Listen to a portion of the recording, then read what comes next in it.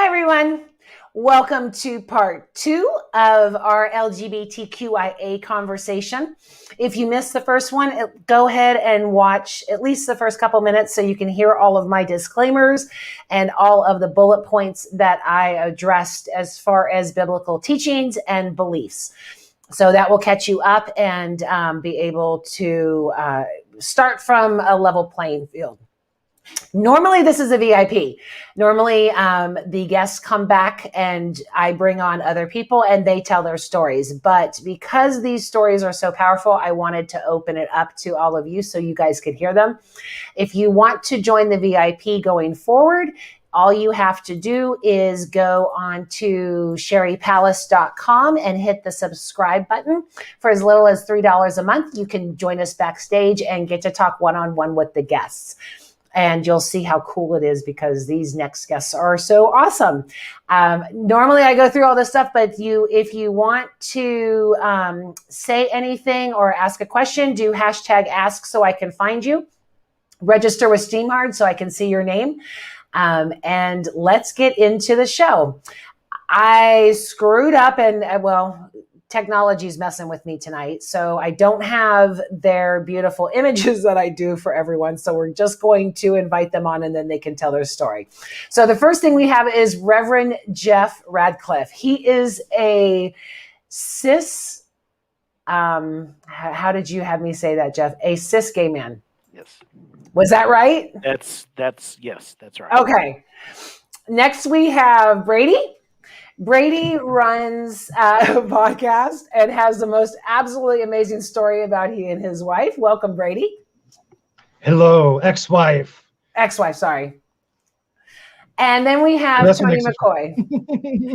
Tony, in attempt at full disclosure, Tony is a dear friend of mine. And in fact, I wrote a book and dedicated my book to his son. So I want to give him a full shout out because he's an awesome soul brother of mine. And then we have, what's that?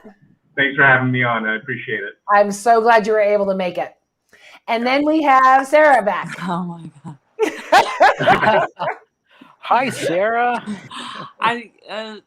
Wow. I had to download Safari and then look for the 3 dots. Whoa. Wait, you were just on. How did that happen? I don't know. I don't know what I did, but I'm so glad to see you. Oh my Lord. Technology is the worst. Especially live. And Mercury's not even in retrograde. Mercury's not even in retrograde. Well, what a good looking bunch. Let's see who's here. Reverend Jeff. Hi, Sarah. Brady Harden. He does the Life After podcast, and we have Tony McCoy. The Life After podcast. Ooh.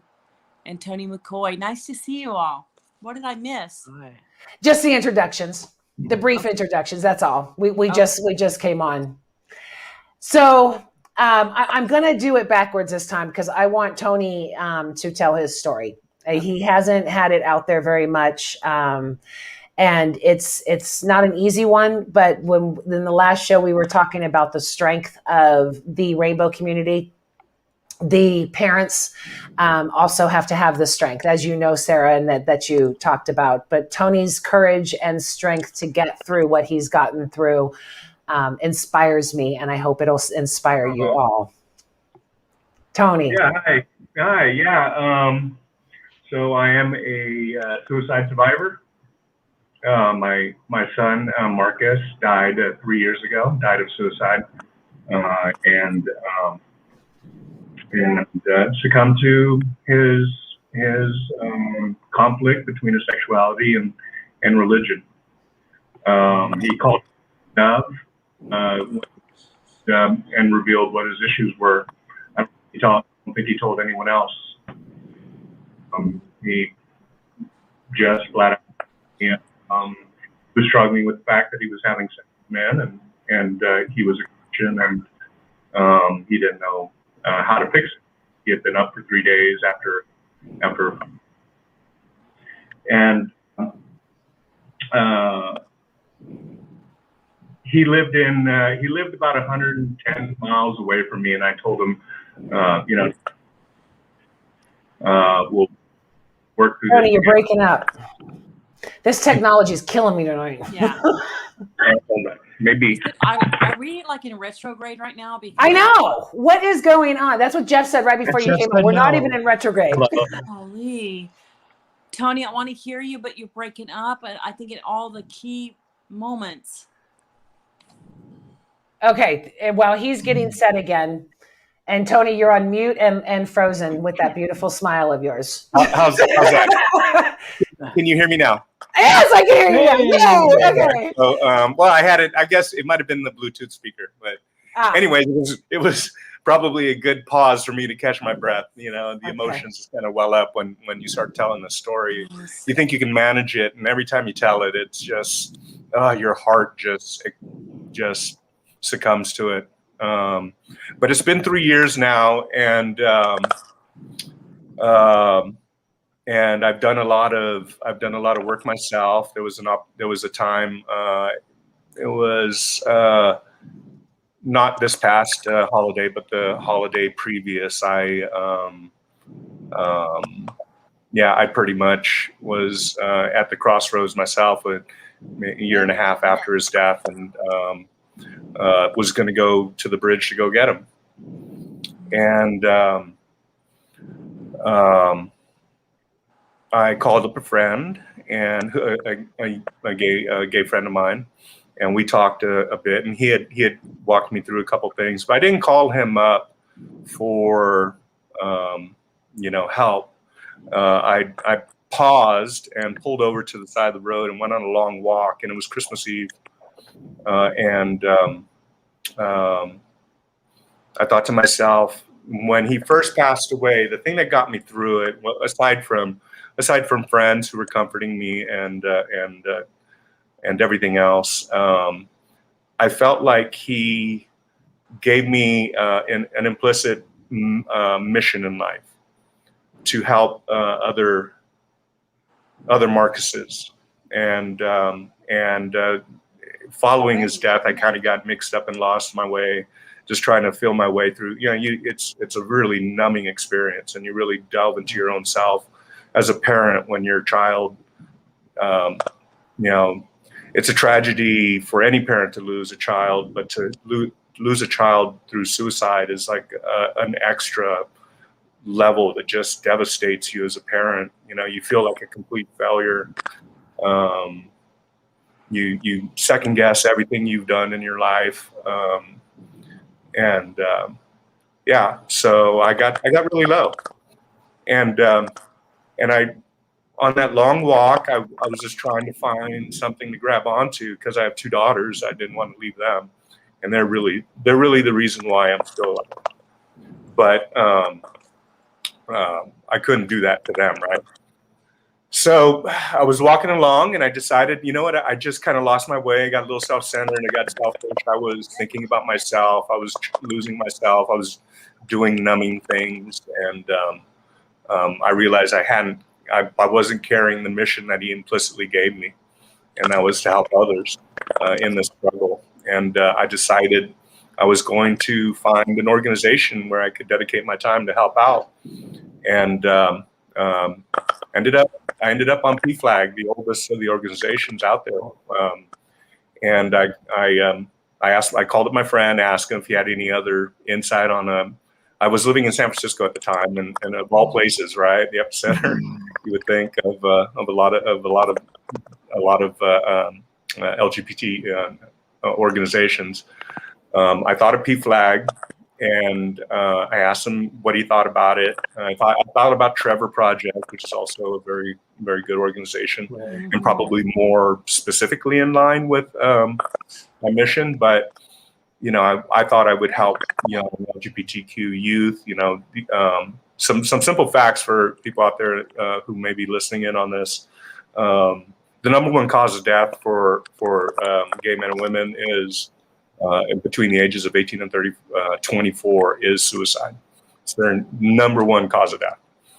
And oh God, the statistics and data I hear coming out of the pandemic. I mean, it's like triple during the pandemic because these people don't have a way to escape their family situations if they have parents who aren't accepting and affirming. They don't have their friend networks. They don't have the connection of lovers they may have, even if they're, whether asexual or non-sexual or sexual or however, they just don't have the support, a majority of them. So hopefully we can reach them. But I called my friend, asked him about PFLAG, and he says, yeah, they're good. And it just felt like the right thing to do. So the very next day, Christmas Day, I ended up sending an email to the San Francisco chapter PFLAG. And I was thinking, put that out in the universe and it'll come back at me. I got a email 5 minutes later from Kenda Horst, who was the president of the board and has been carrying the torch for PFLAG in San Francisco for over a decade. God bless her. She emailed me back, said, I'm in the office now. Do you want to chat? And we ended up talking. And I went to my first board meet. I went to my first support meeting for PFLAG in January. And this was just before the pandemic. And by February, I had been in contact with her so much over that month. She invited me to be a board member, and I became a board member for PFLAG. And for this previous year, and through the pandemic, I've been I was going to champion the 50th anniversary of the Pride Parade for PFLAG. They have a float, and just seemed like they've been doing it for so long that they just love the new energy coming in. And I was like, I'll do it. It's the 50th anniversary. We got to, right? We're PFLAG, shoot. And then the pandemic hit, and then that all went off, kind of went off to the side. But they did a virtual Pride event, which was pretty cool, and I got interviewed for that. And again, I was able to tell my son's story, and went live on Channel 5 in the Bay Area, which was cool. And a lot of people got to know about Marxist story and PFLAG. But it saved my life, and so I'm dedicated to help. But I found I'm best served in talking to parents, because that's my real experience. Again, it's like write what you know, right? And I'm a parent who's gone through it, and any parent, who has a child who wants to approach them and come out to them, the only advice I give, other things or other detailed advice I give, but when a parent asks me, what do I do when my son or daughter says they're gay? And I tell them, you love them. Exactly. You tell them you love them. It's what you do. And everything else works itself after that. And you take, they look to you, your children look to you for everything from the day you were born on. And as a parent, it's your role to guide them so that they know how to navigate the world on their own. You don't, and I hear all these stories about parents who are not accepting other children and everything. I mean, without being insulting, I really think that they need to be able to see the world through their child's eyes, because that's their whole purpose in life, is to provide them with the tool sets they need to navigate the world successfully in the way they deem fit, because it's their world, not yours. And that's what love does. Love accepts. And acceptance, and this is my motto, acceptance is the key to love. Truly. You don't accept, you don't love. And that's the bottom line. So I feel my son's presence a lot. He guides me through a lot of things.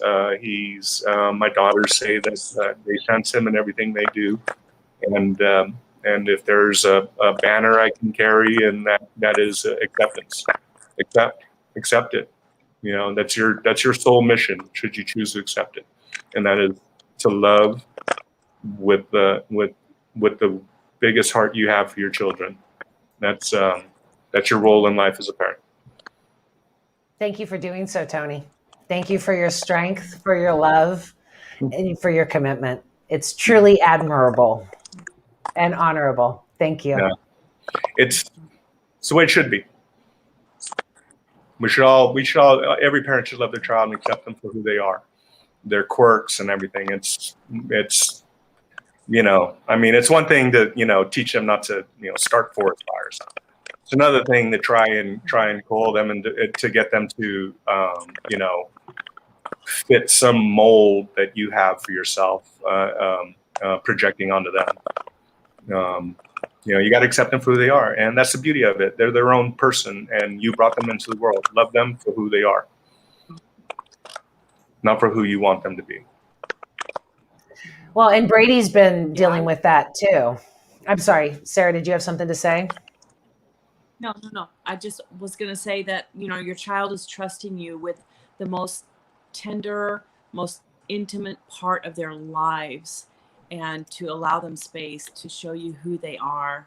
And, like I said, I wasn't that way, but what I would have done to go back and to be able to, allow my son the space to Me too. share himself with me. Yeah.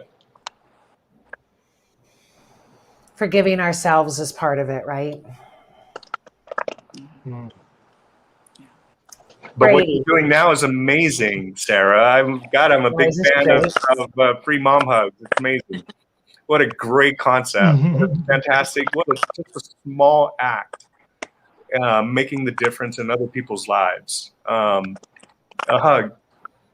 Wow. Yeah. Well, thank you. I told her in I'm not backstage. the first mom to offer a hug at a party. Yeah, But I know. from that experience, but it is profound, and people just always have an aha moment, like, I've been doing that, or I can do that, or but Which is what I did. I mean, Sarah gave me a mission. I was kind of like lost, saying, where do I go? What do I do? Nadia Bowles-Weber gave me permission to be authentic so I could curse, because that's me. And you gave me my mission. So it's just so cool to talk to you. Brady, tell us your great story. Hopefully. Yes. Yeah. Yeah, I'd love to. And I'm actually going to frame it a little bit different than the last time I was on, as kind of a follow-up to Tony's perspective, because where he can kind of speak to the parents, I feel like my story can kind of speak to the kids who are finding themselves to be queer or gay. And so my situation was I grew up Southern Baptist, and I heard everything that I was supposed to believe about gay people.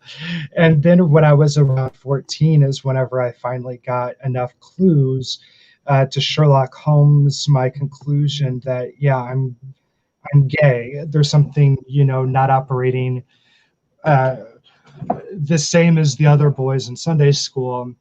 And I knew that it was going to be a problem, because also at that same time, I felt that God was leading me to the full-time ministry. And so I committed myself to be a pastor at 14 when I realized also, like, oh God, I'm attracted to guys. And so over the years, when I was like 18 or 19, I kind of had like a little, I call it my mini deconstruction. And I got really into the Bible, and my theology became very much my own and not just what I grew up with. But I was able to tell people, hey, this is what I'm struggling with. And that was like the language of like, I struggle with same-sex attraction.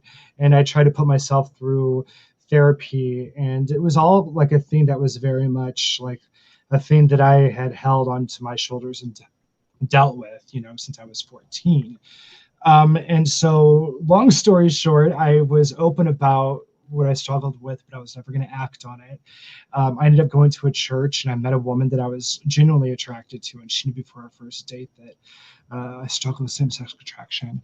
And she opened up to me as well, and then we ended up courting because we were very reformed, and very much, our church was very much into a kiss, dating, goodbye, for goodness sake.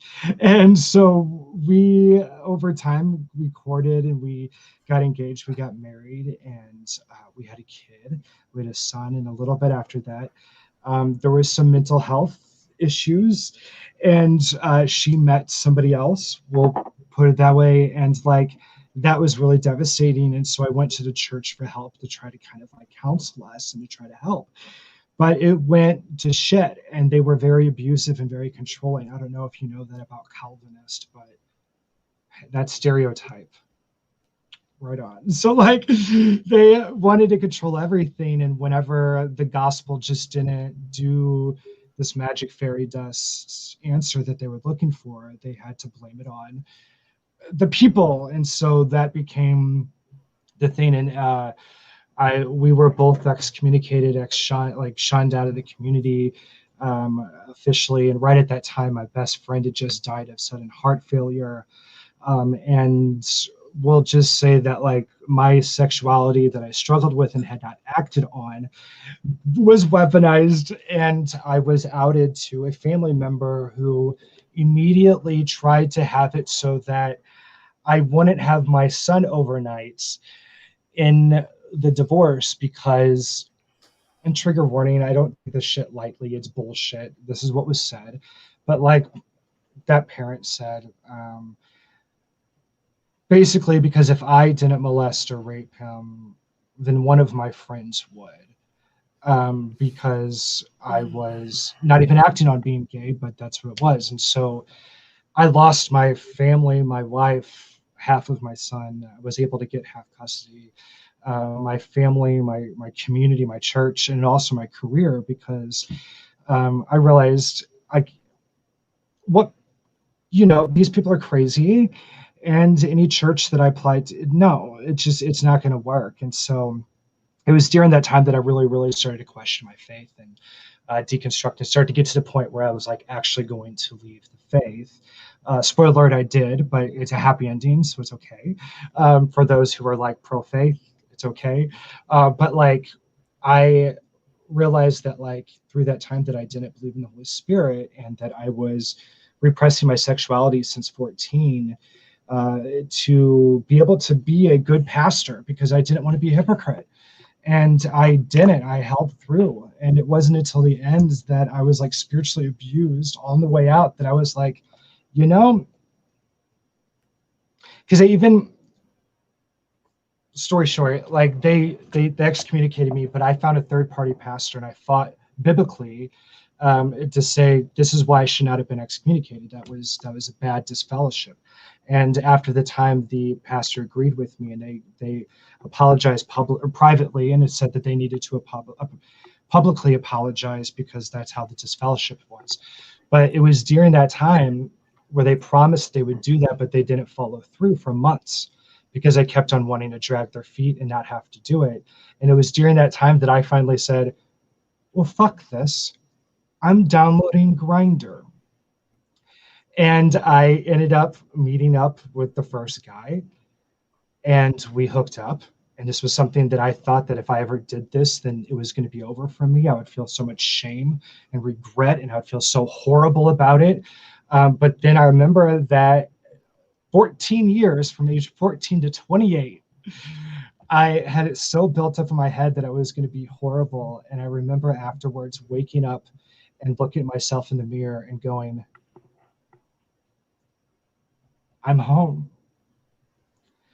And I just kind of gave myself a high five at that dude's mirror in his house. And it was such a validating experience for me.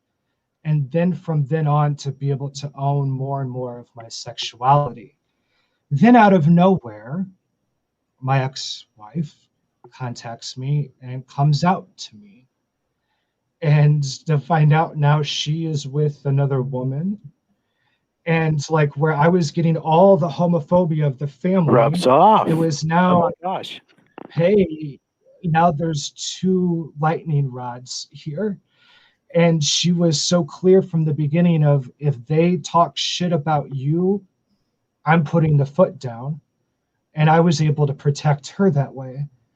And then we were able to become friends and co-parent in such a way that we could be there for our son as two queer, non-Christian homes, in a way that my Christian parents, one of them being a deacon, never could do for us after he cheated on my mom and left. And it just, Tony mentioned earlier, you love your kid and everything falls into place. My response to that is, you learn to love yourself. I was a fucking Calvinist. Our number one rule is total depravity, to think that, we are in the need of God's redemption for everything. And when you love yourself, the other shit's going to fall into place as well. And you may end up being a weird ass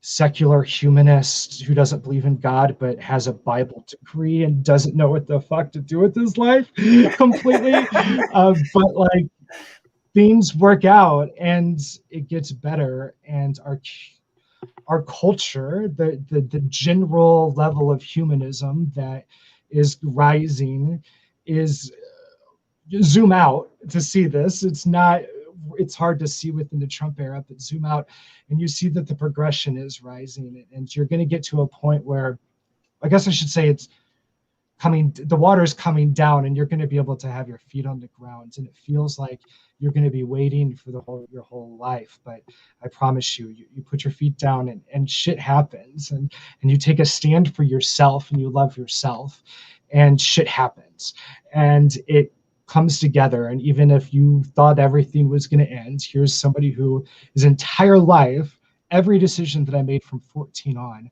was to be the best pastor that I could be. And when that all crumbled, I'll tell you, we find ways to make it work and it gets better. That's my story. Thank you so much. Tracy said, hugs to you, Brady. Knowing you don't need acceptance from all, especially when it is harmful, is true strength. Thank you. Pastor Jeff.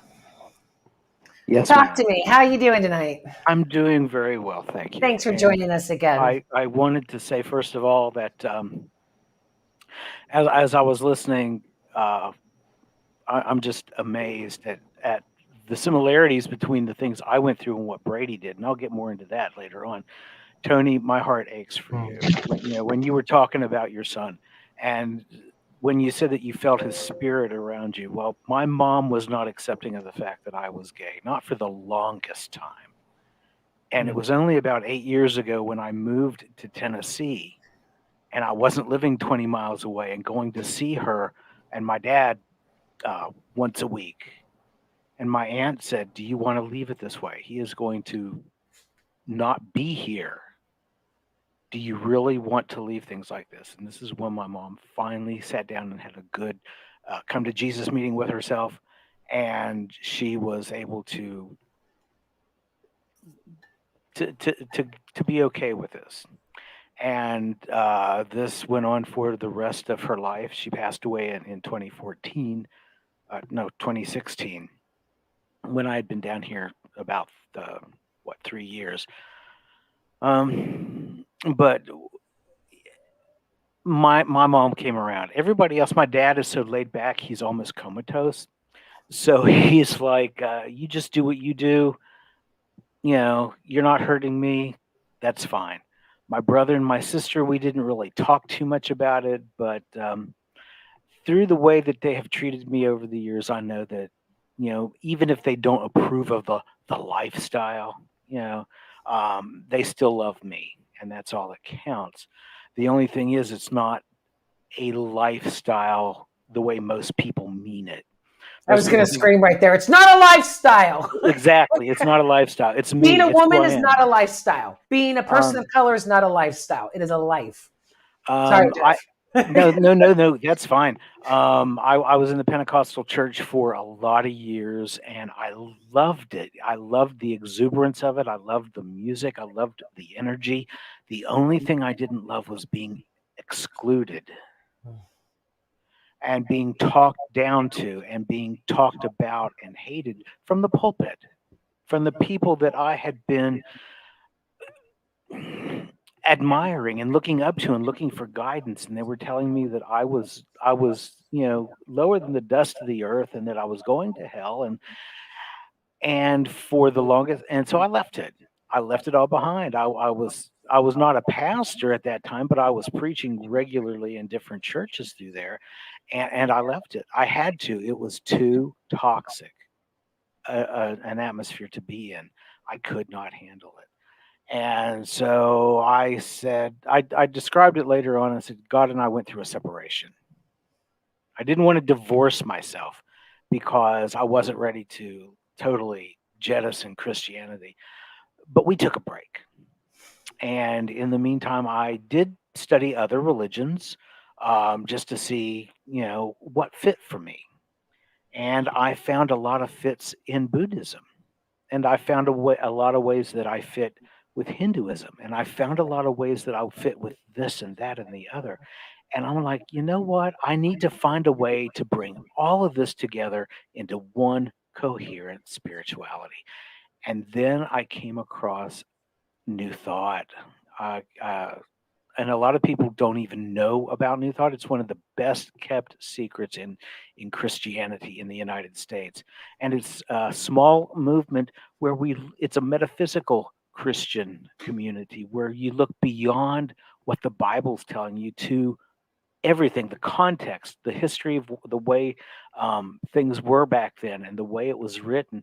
And then you seek guidance from God who comes within you to say, hey, this is what all this means for you. It's looking beyond. That's what meta means in metaphysics. You're looking beyond the physical. And so I started taking classes, and and it was during these classes when I came to realize God loves me just as I am because I was created in God's image and likeness, meaning that I am perfect, whole, and complete. And a lot of people think that perfect means without flaw, and it does. But there's another definition to perfect, and that is not lacking any essential thing. I'm perfect because I've got all that I need. God is within me, and God is within you, and God is within everyone. We are expressions of that divinity, and there is nothing that we are without, no matter what anybody else tells you. And you're not without hope. You are not without anything because God is omnipresent, and there can be but one thing in a space at a time. There can't be two things occupying the same space. God is everywhere. That means there's no opposite to that. That means that there is no power in conflict with God, to conflict with God. It's all God. And God is expressing in each and every one of us, and each and every one of us is that unique expression. One of the things that I want to touch on that Brady brought up is the whole pedophilia thing. Mm. When you look at Paul's letters in the New Testament and the historical context of it, he was actually referring to pederasty, which is childhood prostitution. Right. And because of the evolving of pederasty into homosexuality is why so many people attribute a pedophilia to a homosexual person. Exactly. Statistics prove over and over and over again that it is usually the straight male who is the abuser. It is usually an elderly white man. It's something like 98% it's like crazy percentages, right? And this this is something that I think a lot of people it's kind of ingrained. Well, if they're homosexual, then I have to worry about children, and that is one thing that needs to end tonight. Exactly. Because you can have a same-sex attraction. That doesn't mean that you're attracted to a child. Just like I have an attraction to a man, I am not attracted to a boy. And to convolute those two things is not only detrimental, it is slander and shameful. And Right. so with that really needs to end now.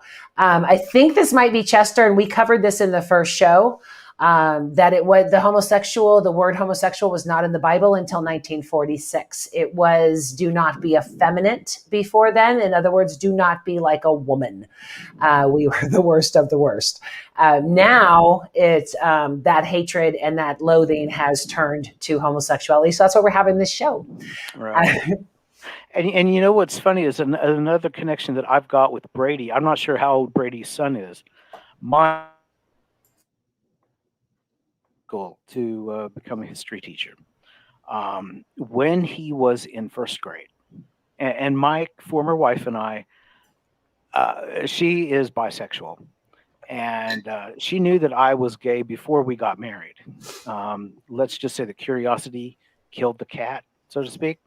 And we got a great son out of the deal. It was good, but we didn't want to raise him to think that there was something wrong with his dad. And one day he said an offhand remark in class during show and tell or something like that, and the teacher started. She was being really discriminatory to him. She was harsh and punishing. She made him sit while everybody else got to play at recess, and she marked down on his homework because evidently she had a problem, and he didn't want to tell us this for the longest time. We kept asking him why his grades were going down, why she was sending these progress reports home, and they were so bad. And then he finally told us what she was doing. And honey, let me tell you, this gay daddy marched his little butt right into, and this is where the queen in me comes out, okay? Because I'm not usually too effeminate, but I marched myself into the principal's office and I said, I want to see her. I want to see her now. And he knew that I meant business.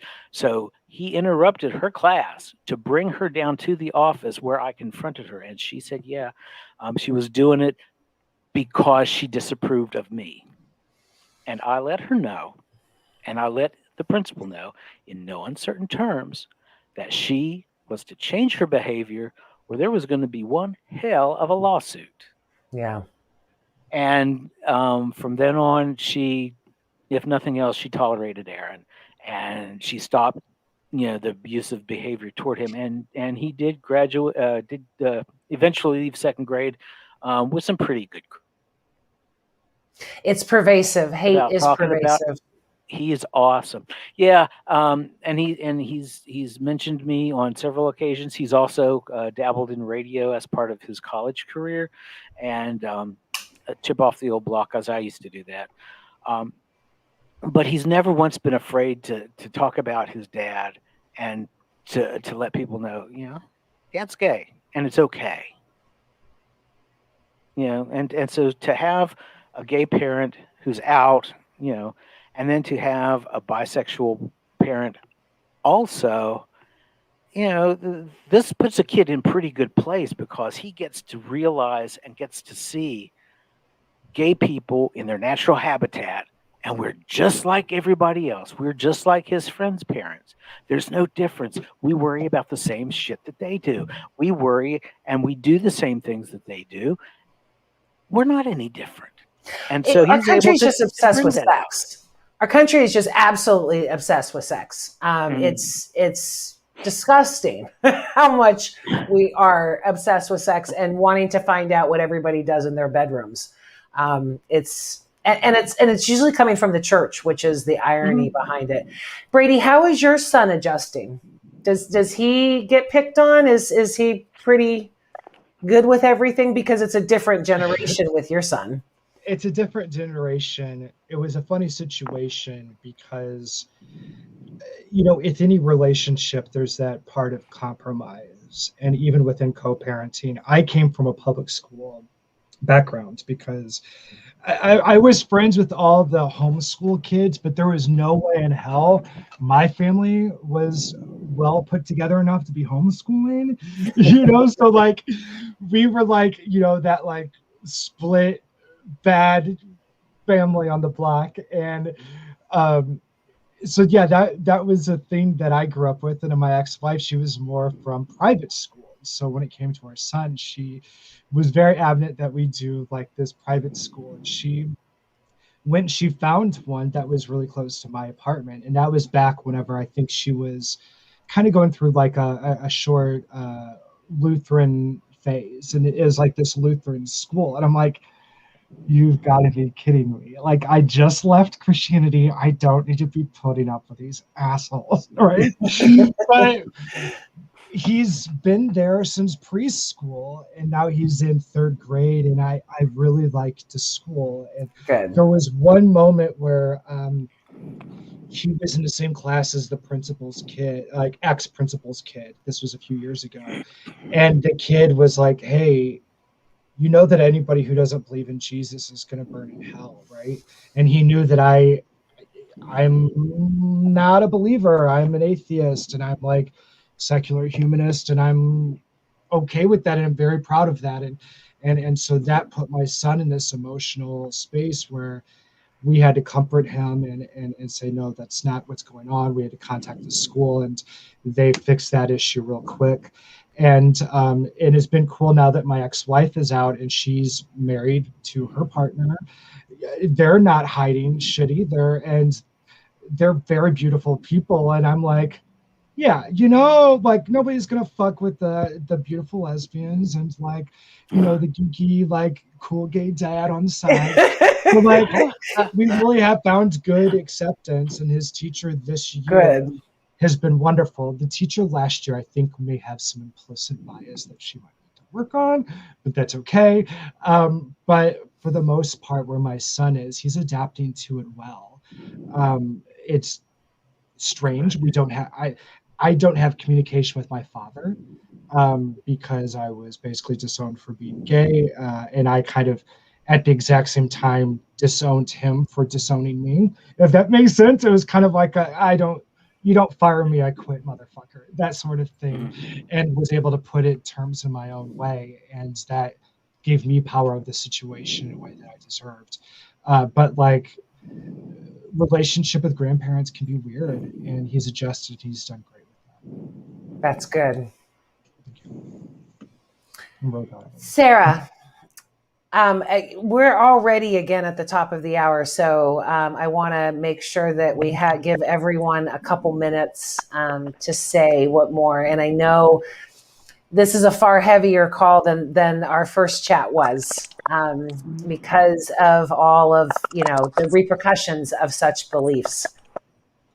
And I want to applaud every one of you for being strong in your own way and owning yourself. I think that is the best thing that we can do in life.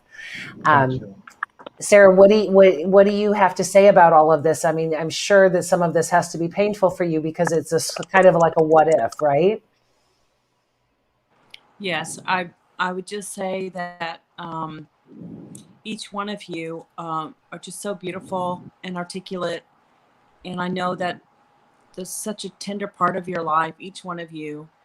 But please know that it really is at the forefront of everything that we do. And you're just beautiful. And I'm just so glad that we're on this side of the story together. And I'm just so glad that your children have you. And what a beautiful example of humanity you are. So thank you for that. Thank you. Thank you. That's special. That was lovely, Sarah. Thank you. I appreciate that. I feel like I just got a hug online. And honestly, through quarantine, that was the first one I've had in a very long time that way, especially from like I would be a mom figure. So thank you. I would be honored to meet you, to be in the same room with you, virtually or in the flesh. That would be beautiful. Thank you, Sarah. I appreciate it. I love this. My I eyes are leaking. Mhm. I love this so much. I love you. Tony, any final words? I have to say I'm envious of the experiences you guys are able to have, and for parents out there who are having trouble accepting their children, be cautious of what you may be forcing, to happen. Your role in it. I'd rather have a gay son than not have one at all. And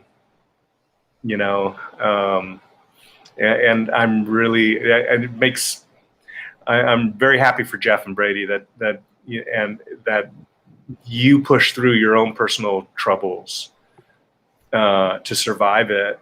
And it was probably, a generation ago. That's quite an accomplishment.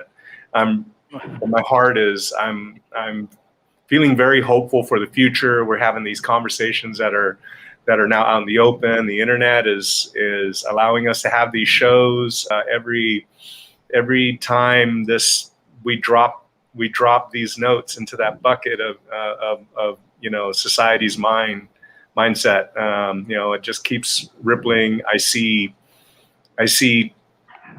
stories happen all over the place that just say we're marching forward in progress, and that's a good thing. Keep up the good fight. Sarah, you're the perfect person for Free Mom Hugs. Carrying on that torch, and you're doing it with humility. Thank you very much from the rest of the world who sees you doing. Sherry, bringing us all together to talk about it. It's amazing. I'm just throwing a party. Yeah, right. You know what's interesting? Well, dress up for the next one. There you go. Jeff, what were you going to say? Be in person next time. What's interesting is that my former wife has a daughter with the husband that came after me, who is just graduated from high school and is going into college, who identifies as non-binary. Which is interesting because I told my ex-wife, I said, well, we've got Aaron and now there's Victoria. So apparently you're a carrier. Fortunately, she a lot of folks, because my humor can be a little, off. Like when I said to Brady, that sounded like he rubbed off on his ex-wife, and you pass the gay on to her. Gay isn't contagious. It doesn't work. It does not work that way. Let's swap that with love. I mean, because love is absolutely. It is acceptance. Once you accept it, you're finally able to love. Yeah, I want to make it clear that being gay isn't contagious because that's also a fear out there. That if I hang around gay people, I might become gay. That's not true. we sit on the sidelines and laugh at you people who say that because that is such bullshit. Yeah. I have always been one that is very independent. And one night at the bar, a girlfriend of mine said, "Come on, Sherry, just admit to us you're gay." And I'm like, why are you getting that? And she's like, because you don't need a man. You have to be gay. I was like, I'm not, but if I were, it would be okay. But why are you making those assumptions? So even, the boxes that we put people in because of ridiculous beliefs, they're all out there. They're all out there. Stupid people. If you can just remember one thing and one thing only, every religion says that God is everywhere and is all powerful. And if God is all powerful, then he made you just like you are. He made me just like I am. And you can't say that there's something wrong with God because God is perfect. And if God is perfect, so are we at our essence. And yes, Kirsten, I'm so glad you're on tonight. But yes, some of the best dancers I've ever danced with have been gay men. So that's a stereotype I support. Brady, are you a good dancer? Jeff, are you a good dancer? I didn't get that. I mean, I grew up Southern Baptist, that basically was like aspiring to be the villain in Footloose. But no, even after I came out, okay, I had some weird, like, spiritual interpretive dance stuff that I've got to give myself some credit. But like traditional normal person dancing, not going to happen. So Christian interpretive dance, you're a pro at. Yeah. Okay. Probably to like turn around bright eyes, Okay. Something Total like Eclipse that. of the Heart. That's Totally funny. comes the best interpretive song ever. Yeah. This one takes time, actually. I'm gonna work on some choreography. We'll do that. We'll have a dance class on one of these calls. Tony will lead it because part of his bio that's the best is that he is bound and determined to make sure everybody dances, listens to music, and roller skates. And I just absolutely love that part of your bio. He is an inspiration for me to roller skate, but my roller skates are actually sitting right over there unused, unfortunately, so far. Thank you guys so much. Are there any closing thoughts? Love is love, for sure. That's Yes. always the one. Absolutely. Like, and the world needs more love. To begrudge other people and their idea of what love is not your job. God's the only one who can determine that, and God's determined that love is all. Right? If God is love, then love. Mhm. Let it be. Exactly. Yeah. Okay. Well, thanks everyone. Are there any questions in the chat? I didn't see any. I saw a lot of statements, and I want to honor all of you and your commitment to even watching the show tonight and learning new things. Hopefully you did. And I want to send out grace and love to everybody and let you know that you are all loved. And thank you so much for your time. I am so honored to have you all on this show. It was awesome. Thank you. Thank you. Any closing words before I boot us all off and go have a drink? Live long, live long, Yeah, if there are any parents out there who really need support and help navigating PFLAG, you can't beat them. Parents and Friends of Lesbians and Gays are the oldest organization in the country for LGBTQ issues. They're basically the VFW for LGBTQ rainbow community. Big shout out to them. You won't find a better place to start your investigation on what it is to be a true ally to the community. It's such a great organization. And I would like to say, Yeah, we love PFLAG. Oh, go ahead. no, yeah, PFLAG has been awesome. It needs to spread a little farther because in rural West Virginia, where I grew up, you're stuck unless you go to a big city. But but God bless the parents who are blessed with gay children and lesbian children and bisexual children. Yeah, and given a true gift. Because they truly have. And for those of you who are in the rainbow community, maybe you're in the closet still, maybe you're out, whatever, just remember, no matter what anybody tells you, Reverend Jeff is telling you the truth. God loves you just like you are because you are made in the image of God. Sarah? Amen. Amen. Well, I was going to say free mom hugs. You can go to freemomhugs.org, find a chapter in your state. You get plugged in. That'll keep you in the loop of everything happening in your state. And just thank you for this platform, Doctor. And gentlemen, just wonderful to meet you. And I hope to see you again. And God bless you all. Thank you. Yeah. And Brady. Bye-bye. Just live long and prosper. Live on. I was gonna On say, that note, I mean, you can't go out any better than that, right? I noticed you're not a red shirt. Yeah. That's right. I'm actually representing my Keith Haring today. There you go. That's Gay hilarious. artist, another ex-evangelical back in the 70s. Well, I am completely honored to have all of you here, and thank you so much for taking the time and telling your stories. It just warms my heart, and you all rock. Thank you so much. You too, Jerry. Thank you. See you soon. Bye. Bye. Okay, that's it. Another one. 2 down. I will see you guys on June 5th. Again, taking 2 weeks off. Got to handle some stuff. But as soon as we can, I will see you back on June 5th at 2 p.m. Eastern Daylight Time for Religion and Relationships. Have a great one. I love you all. Thanks so much for coming and listening, and I will talk to you soon. Mwah!